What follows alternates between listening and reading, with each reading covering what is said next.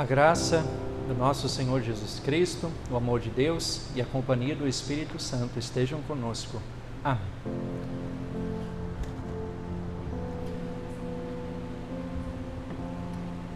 Eu tenho uma triste notícia para vocês. A Congregação Evangélica Luterana Filadélfia vai fechar as portas. Essa igreja, a casa pastoral, o terreno, será alugado ou vendido.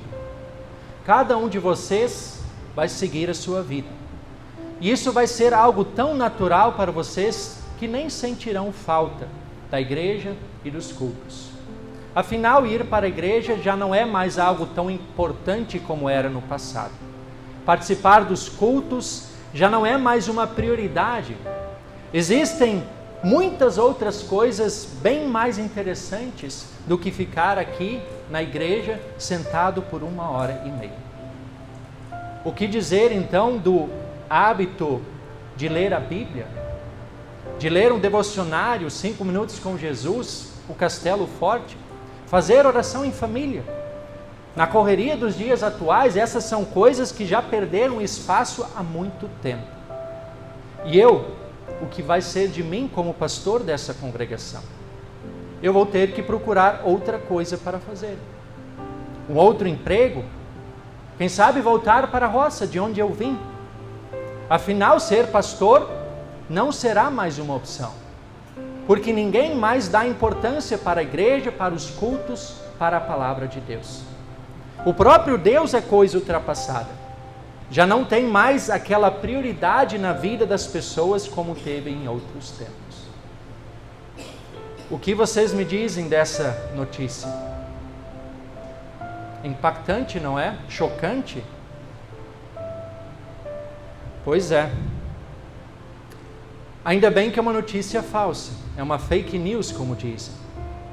Porém, mesmo sendo uma notícia falsa, ela acende um sinal de alerta, pois apresenta uma verdade bem atual, o descaso com a igreja e a palavra de Deus.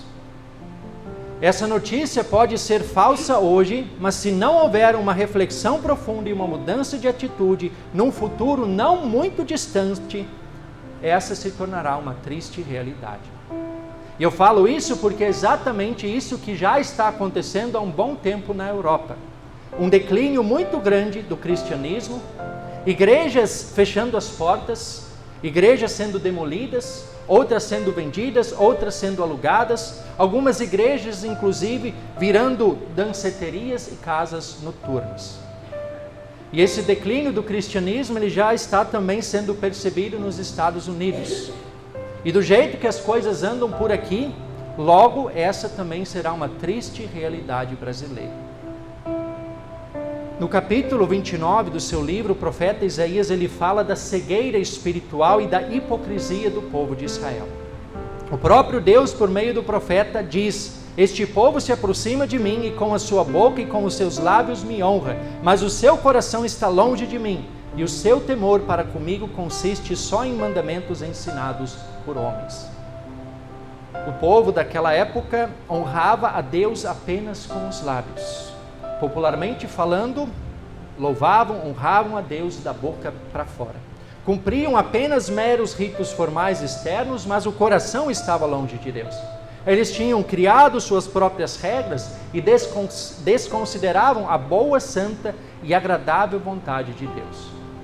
No Evangelho de hoje, Jesus usa essas mesmas palavras de Isaías para chamar a atenção, para repreender os escribas e fariseus, que igualmente honravam a Deus apenas com os lábios, mas tinham o coração distante de Deus. Eles priorizavam também muito mais os ritos formais externos. Haviam também criado suas próprias regras para honrar a Deus. E eles foram longe. Eles criaram 613 regras. Regras que procuravam seguir à risca, achando que com isso estariam prestando verdadeiro culto a Deus. Enquanto a boa, santa e agradável vontade de Deus era deixada de lado. Mas o que eles estavam fazendo, na verdade, era arranjar uma desculpa para fugir do verdadeiro temor a Deus. E se Jesus Cristo estivesse aqui nos dias de hoje, o que será que Ele diria para nós? O que será que Ele diria para vocês? Será que receberíamos elogios? Ou será que Jesus também chamaria a nossa atenção? Temos honrado verdadeiramente a Deus como deveríamos? Temos colocado Deus e a sua palavra como a maior prioridade em nossas vidas?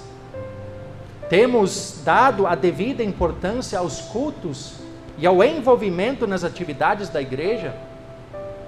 Ou será que o nosso honrar também é apenas um honrar com os lábios? O nosso envolvimento é também apenas superficial, sendo que o nosso coração está longe de Deus? Quais são as regras, as desculpas que nós inventamos hoje em dia para não honrarmos a Deus como deveríamos? É importante observar que tanto no Antigo Testamento, lá na época de Isaías, como no Novo Testamento, na época de Jesus, o povo não se tornou ateu. Eles também não deixaram de frequentar as cerimônias religiosas. Eles diziam e realmente achavam que temiam e amavam a Deus como deveriam, mas estavam iludidos por sua hipocrisia e cegueira espiritual. Será que isso também acontece nos dias de hoje? E se isso acontece, como isso se reflete em nossos dias? Alguém de vocês já ouviu falar em deísmo terapêutico moralista? Não? Pois bem, eu vou explicar o que é isso.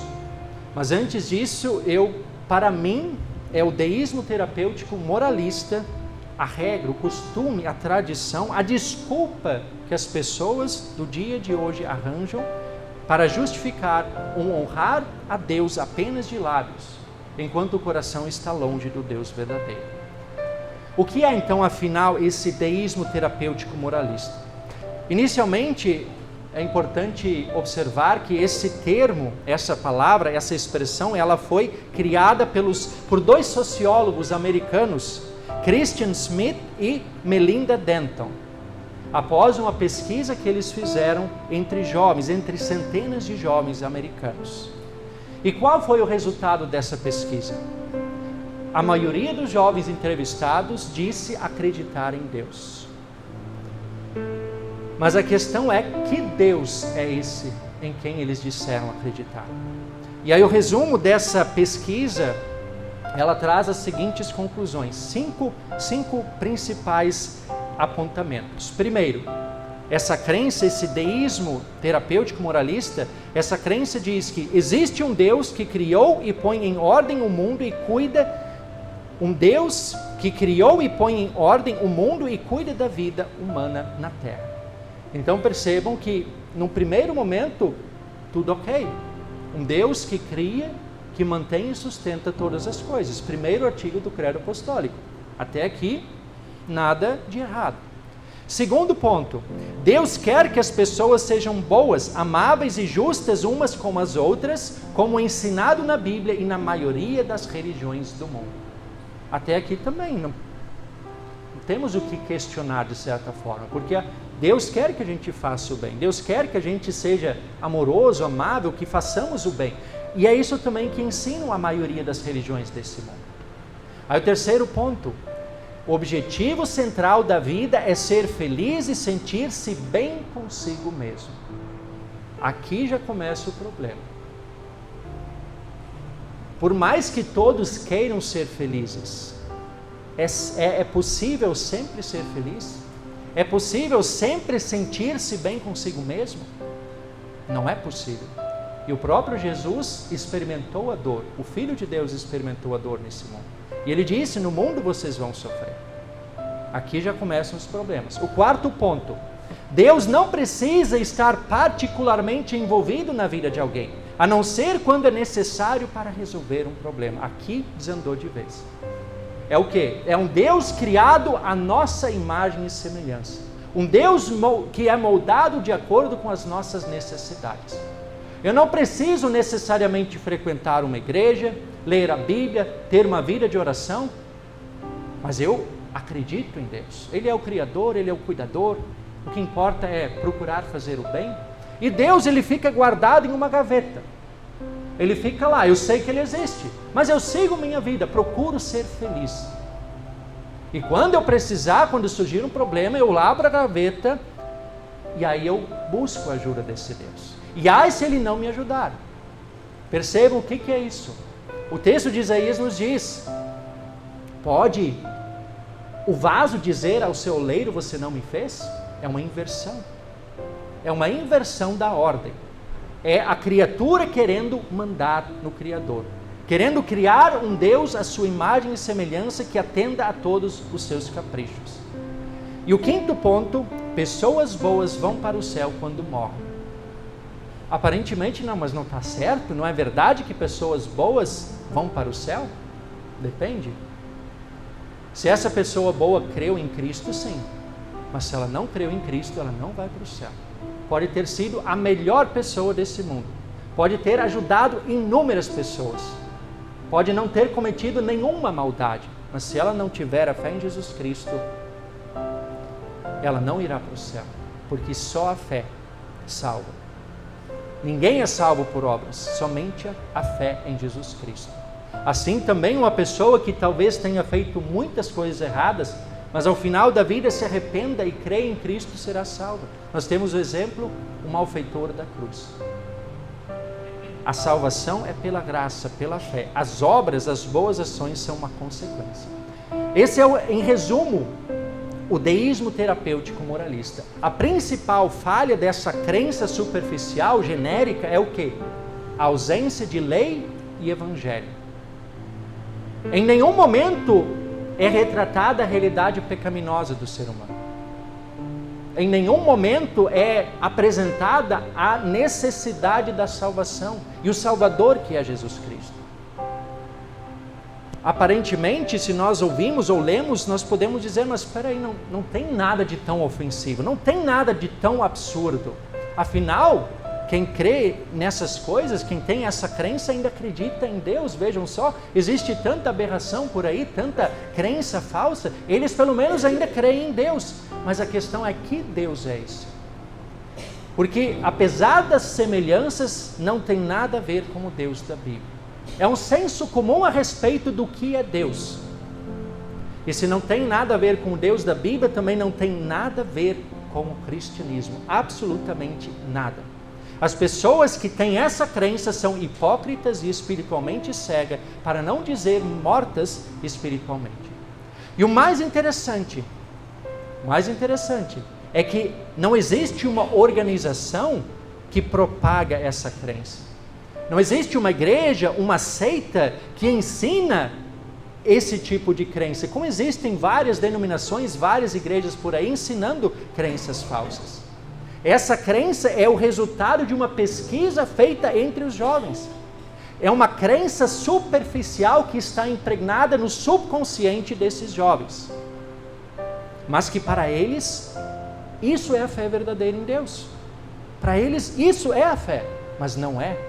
E jamais será. Agora, o que mais surpreende é como esses jovens chegaram a esse tipo de crença superficial. Como eles chegaram a esse tipo de crença? E aí, eu trago um outro estudo feito por Carol Leach. E ela mostra a profunda influência dos pais, a profunda influência que os pais exercem sobre a formação da fé e da religiosidade dos seus filhos. A maneira como os pais administram as leituras bíblicas, devocionais domésticos, a vida de oração, a participação aos cultos, vai impactar diretamente a fé dos filhos.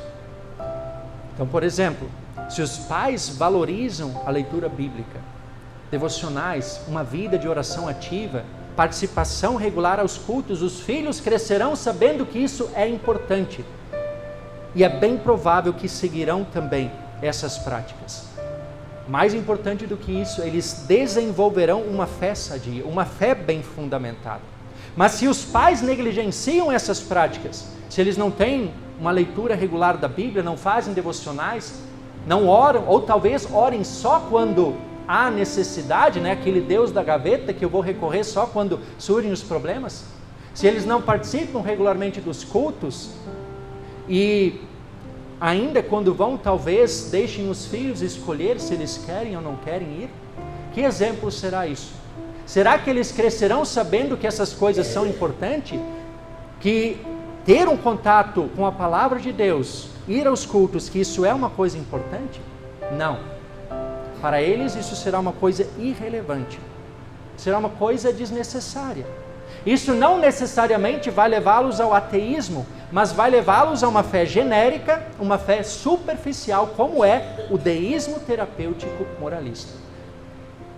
Isso é interessante. Ninguém desenvolveu essa crença, ninguém idealizou. Ela é uma consequência inevitável do descaso dos pais com a importância da palavra de Deus e da participação regular aos cultos. É quando os pais invertem as prioridades, priorizam outras coisas e deixam as verdadeiras prioridades de lado. Se hoje o deísmo terapêutico moralista ainda não é uma realidade completa em nosso meio, no ritmo em que estamos, logo será. E no fim das contas, o que é esse deísmo terapêutico moralista? Ele é diabólico. Ele é diabólico. Porque ele parece inofensivo. Ele não parece algo assim tão absurdo. Porque afinal as pessoas ainda creem em Deus.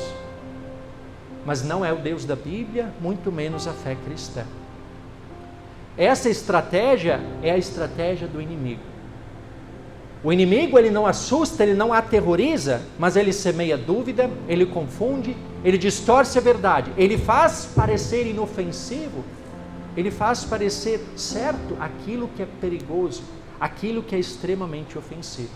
Assim ele vai enredando as suas vítimas, as suas presas, até que eles caiam na indiferença, na superficialidade, na hipocrisia e na cegueira espiritual. Esse é o deísmo terapêutico moralista, que surge a partir da falta de prioridade na palavra de Deus. Isaías, no capítulo 53, que é o capítulo do servo sofredor, no início, versículo 1, ele faz a seguinte pergunta: quem creu em nossa pregação? Eu confesso que como pastor, às vezes também me sinto assim como Isaías. Será que alguém ainda crê nas minhas pregações? Será que as pessoas ainda dão o devido valor? Será que a palavra de Deus ainda tem alguma importância? Será que realmente ela ainda é uma prioridade na vida das pessoas que a ouvem? Eu não sou perfeito, eu sou humano, sou falho e pecador, assim como cada um de vocês. Tenho minhas fraquezas e minhas limitações. Eu sofri oposição quando decidi ser pastor. Eu fui chamado de louco por alguns, mas eu não desisti e hoje estou aqui. Durante 6 anos eu me preparei no seminário para anunciar a palavra de Deus e procuro fazê-lo da melhor maneira possível, com fidelidade, com dedicação, com responsabilidade, apesar das minhas limitações. Mas às vezes, diante da falta de comprometimento, de uma participação regular nos cultos, de um envolvimento maior nas atividades da igreja, às vezes a gente desanima. Às vezes eu penso, será que não teria sido melhor ficar lá na roça? Nunca ter saído de lá? Afinal, alguém ainda crê na pregação que faço? Será que ainda alguém prioriza essa palavra? Será que alguém ainda leva a sério essa palavra? Será que ela ainda é relevante para as pessoas que a ouvem? Mas eu não vou desistir. Isaías não desistiu.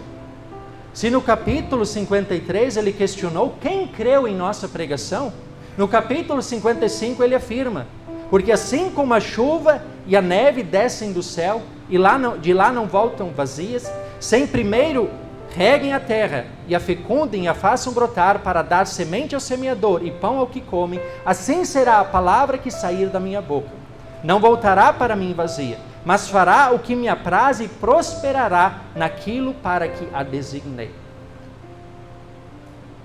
Essa palavra viva e eficaz que faz aquilo para a qual é designada, ela não é minha, nem de qualquer outro ser humano, mas ela é a palavra de Deus, a palavra que procuro fielmente anunciar. Eu não tenho o poder nem a capacidade para transformar ninguém, mas a palavra tem. Os frutos aparecerão no tempo de Deus, não de acordo com aquilo que muitas vezes nós gostaríamos. A palavra de Deus, ela é transformadora para todos aqueles que a recebem e a acolhem. Todos aqueles que dão para a palavra o devido valor, a devida importância. Estes certamente terão suas vidas impactadas. Todos aqueles que colocam a palavra de Deus como a primeira prioridade de suas vidas, realmente, certamente, terão suas vidas transformadas. A palavra de Deus é viva e eficaz. Ela nos tira da morte espiritual. Ela perdoa os nossos pecados. Ela nos garante a salvação eterna. Ela nos conforta diante das adversidades, nos orienta para os desafios da vida. Tudo isso ela faz de maneira concreta, de maneira eficaz na vida de todos aqueles que a buscam, de todos aqueles que a colocam como prioridade em suas vidas. Mas Deus também não obriga ninguém a valorizá-la. Todo mundo tem a liberdade de resistir a ela, de colocá-la em segundo ou terceiro plano, de desvalorizá-la, de desprezá-la. Mas a gente sabe as consequências que isso trará, e não serão boas. Querida congregação evangélica luterana Filadélfia, onde está o coração de vocês? Eu oro a Deus para que o honrar de vocês não seja apenas de lábios, mas de todo o coração. Eu oro para que a fé de vocês não seja uma fé superficial, genérica, mas uma fé firme, fervorosa. Eu oro para que as leituras bíblicas, os devocionais domésticos, as orações sejam práticas constantes no lar de vocês. Eu oro para que a participação nos cultos e o envolvimento de vocês nas atividades e nos compromissos da igreja sejam regulares.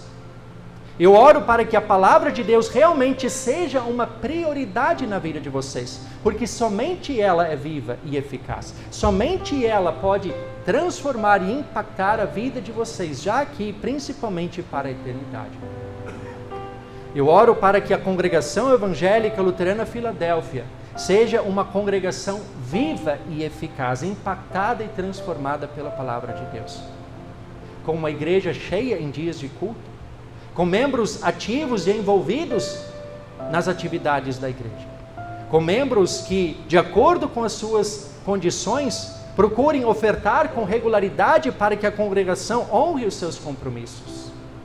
Uma congregação que tenha um grupo de louvor presente em cada culto, que tenha uma liderança proativa e comprometida em auxiliar o pastor e servir os demais membros. E que a partir de tudo isso, cada um de vocês viva e testemunhe ativamente a fé na família, na vizinhança, no trabalho, na sociedade. Porque tudo isso será uma consequência se a palavra de Deus ocupar o primeiro lugar na vida de vocês.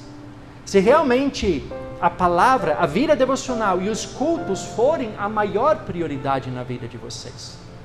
A palavra é viva e eficaz.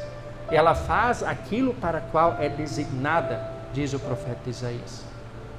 E ela vai produzir esses frutos. Agora, se Deus e a sua palavra ficarem em segundo ou terceiro plano, se as prioridades de vocês forem outras, então, infelizmente, as coisas só tendem a piorar. E talvez aquela notícia falsa lá do início, em um futuro próximo, se torne uma triste realidade. Deus não permita que isso aconteça. Em nome de Jesus. Amém.